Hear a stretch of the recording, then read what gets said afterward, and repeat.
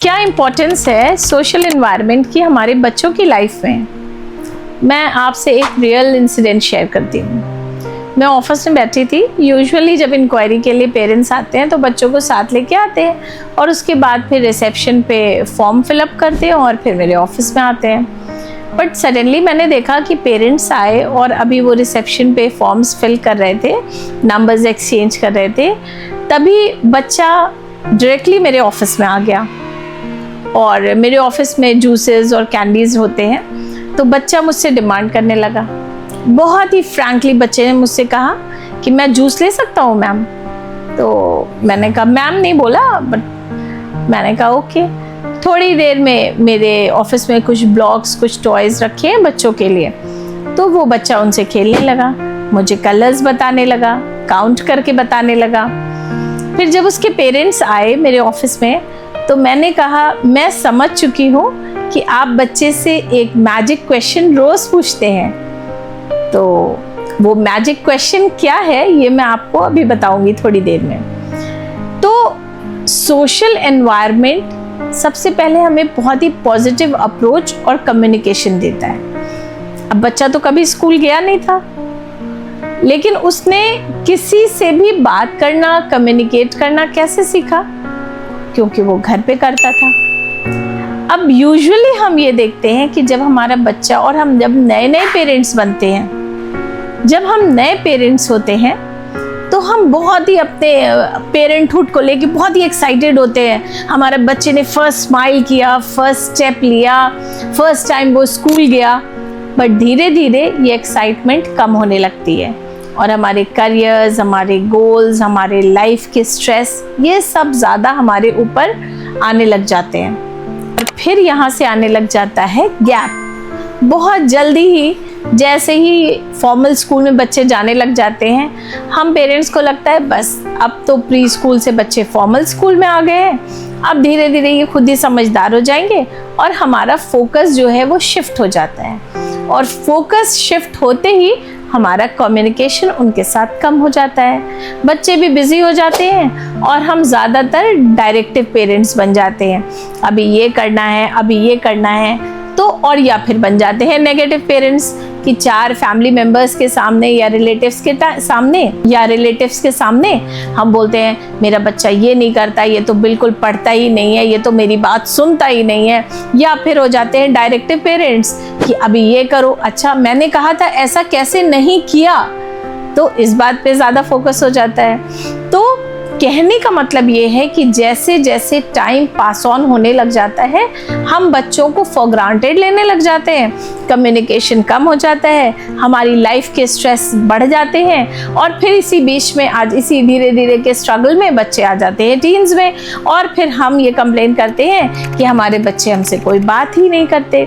तो बच्चे ने तो फर्स्ट स्माइल की थी, हमको देखा था, फर्स्ट स्टेप लिया था, हमको देखा था, क्योंकि बच्चा बाय नेचर ऐसा ही है कि वो अपने हर अचीवमेंट को, अपनी हर बात को पेरेंट्स से शेयर करना चाहता है। बट हम ही बीइंग अ पेरेंट, एक टाइम के बाद बहुत जल्दी ही हमने समझ लिया कि हमारा बच्चा बड़ा हो गया है और अब उसको सिर्फ पढ़ाई करना चाहिए या अपने गोल्स की तरफ काम करना चाहिए, और हमने उससे बातें करना कम कर दिया।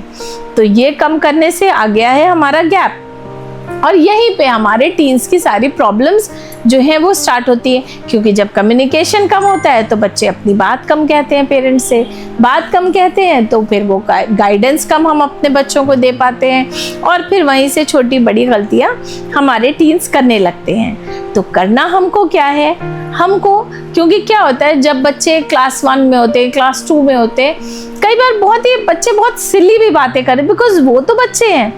बट हम बीइंग अ पेरेंट, अब हमारा टाइम इतना प्रेशियस हो गया है, हमको लगता है अरे ये क्या, इस मीनिंगलेस बात में हम क्यों इतना टाइम स्पेंड करें, तो हम बहुत ध्यान से बच्चों को सुनते नहीं हैं। अब जब बच्चों को ध्यान से नहीं सुनते हैं तो उनका कॉन्फिडेंस लो होने लग जाता है, क्योंकि अभी तो उनकी मेंटल ग्रोथ जो फैमिली के लिए, जो अपना जो एग्जिस्टेंस बच्चा सोसाइटी में ढूंढ रहा है, उसकी शुरुआत हुई है।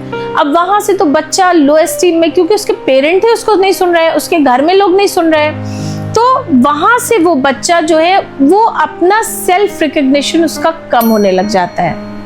अब हमारे वो पेरेंट्स जो बच्चे की, क्योंकि बच्चा तो ग्रोथ के हिसाब से ही ग्रो करेगा, उसका इंटेलेक्चुअल लेवल, उसकी बातों करने का जो लेवल होगा वो भी उसी के हिसाब से ग्रो करेगा।